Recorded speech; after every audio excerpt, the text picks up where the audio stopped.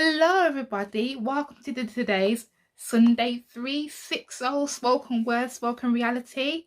I talk about the stuff that does not necessarily get talked about on the pulpit because why? Some may not class it as Sunday morning material. So we cut the middleman out, we cut the and ahhing out, and we just get straight to it and we be real with it. So today I'm doing things a little bit different. So you know, this may have been talked about on Sunday mornings. We are in a season now for some of the churches. We are in a season now where it is convocation, and unfortunately, this year things are having to be done differently. We're not allowed to congregate physically in the large crowds as we do, but thank God for technology. Thank God in His mercies, things are being pulled virtually, and I know some have kicked off already, so that's great. I know it takes a long time to do, but to those who are doing it, you're doing a good job. I know it's not easy, as well. And that's just not in the UK, around the world, as well, who have these types of events. And for some people, convocation, you get to see people that you don't get to see very often from branches far and near. You get to make a new friend. You get to have the empowerment teaching. Learn new songs, a whole host of things as well. You don't get to do things that you would do normally on your midweek services as well. And I guess the beauty of having these things is engaging with a new community, because convocation is all about engaging with the community, not just on the inside, not just from branch to branch, but from obviously all walks of life, regardless.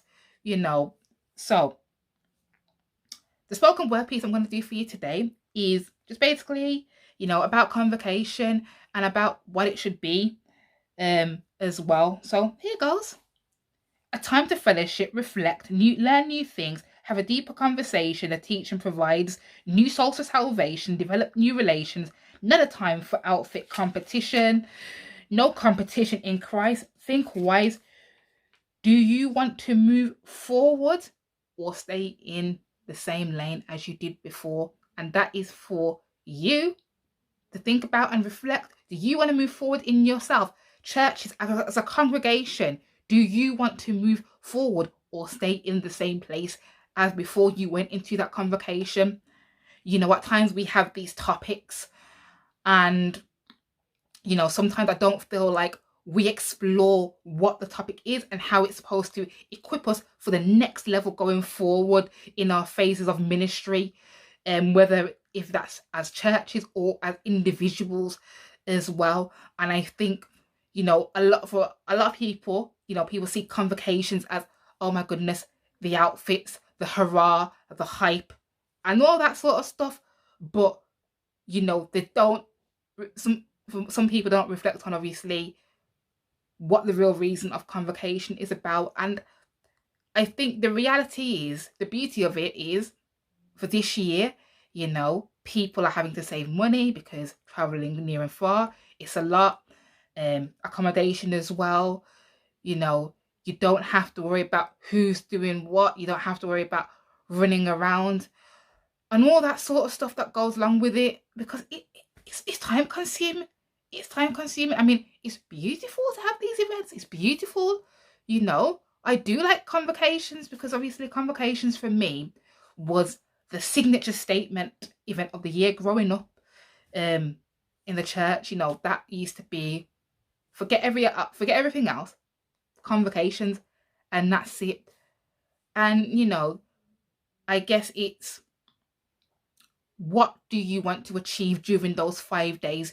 Do you want to achieve things that will propel you for the next level, or are you just gonna go sing, shout, and then the week afterwards you're just stale? So convocation, it's important to understand that we have a duty to the community in this time of need. Let people feel welcome.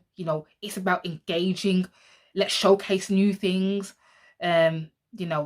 Definitely, still stick to the prayer, fasting, teaching, do all of that.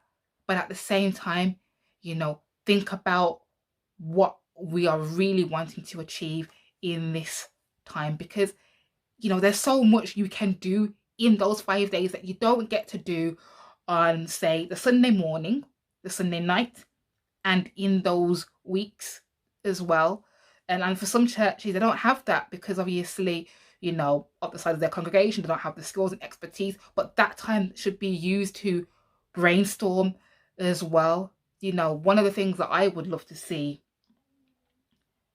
I think, is more forward planning instead of the typical, you go to these convocations, everybody sings, everybody dances, and then the week after, what is it? Because I find that sometimes and I found that, growing up, and I found that, even where I am now at the moment, it happens and it's a reality.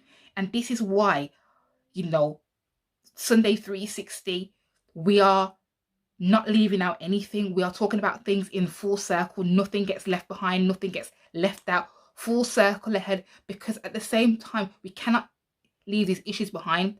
For the churches that do talk about what the topics of some of these convocations are, keep doing that, because we've got to teach.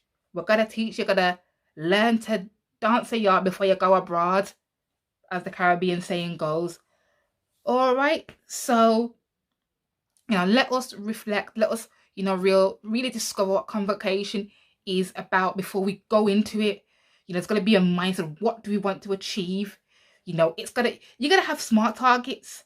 You got to have smart, specific, measurable, achievable time. Now, you might disagree and say everything cannot be achieved within those 5 days.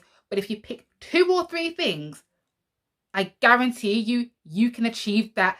That will help you going forward. All right. So that's my Sunday 360 for today.